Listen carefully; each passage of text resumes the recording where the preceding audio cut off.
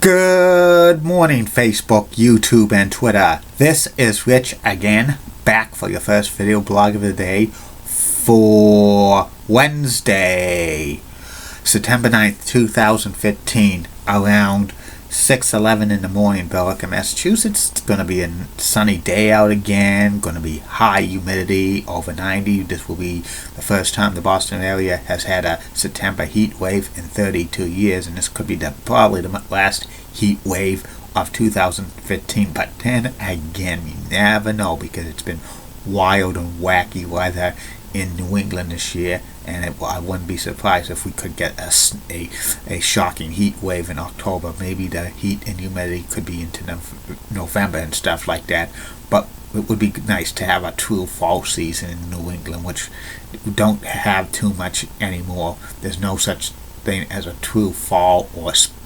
spring season. It's like 6 months of summer and 6 months of winter.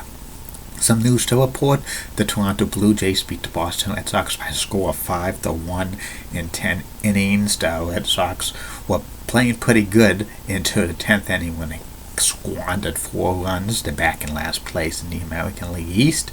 Alex Rodriguez, designated hitter of the New York Yankees, hit his 30th home run of the season. 15 times in his career he's reached a 30 home run plateau that ties Hank Aaron for the most 30 home run seasons in Major League history.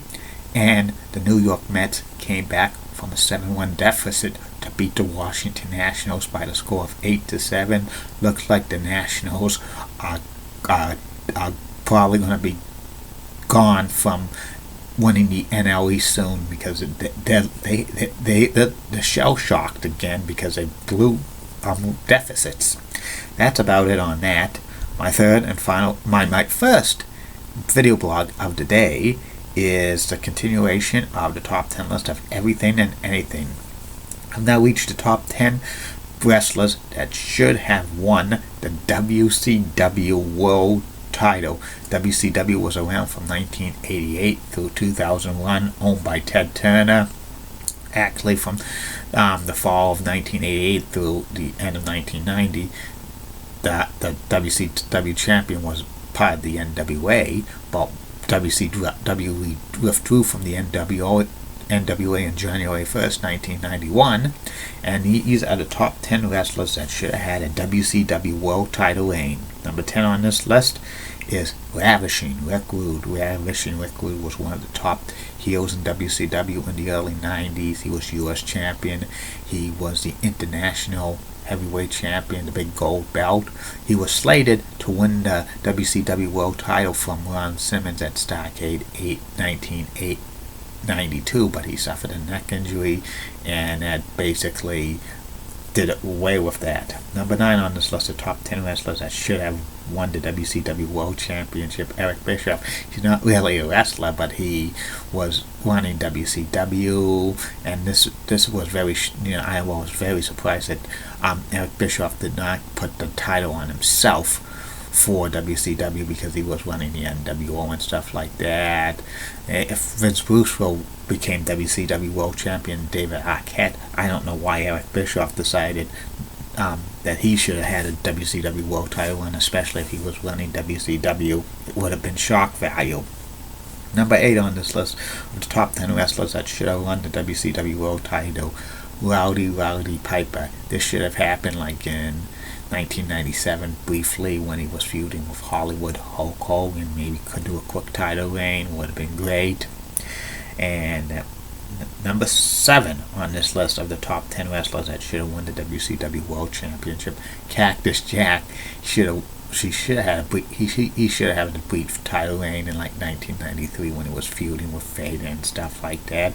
He eventually became WWE World Champion in 1999, a couple of reigns, and Tony Schiavone was infamous for saying this quote: "Hey, if you better stick around, don't change the channel. I hear that a wrestler that once wrestled as Cactus Jack's gonna win their world title. That's gonna put a lot of butts in the seats."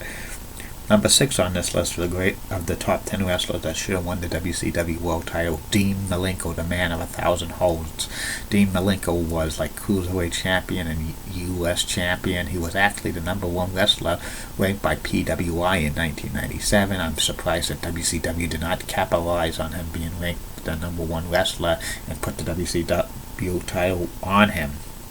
Number 5 on this list of the top 10 wrestlers that should have won the WCW World Championship, the Great Muta. The Great Muta was, awesome wrestler and stuff like that. He actually was NWA World Champion in 1993 when they were doing the separate brands of WCW and NWA. I'm very surprised that he could have won the WCW World Title.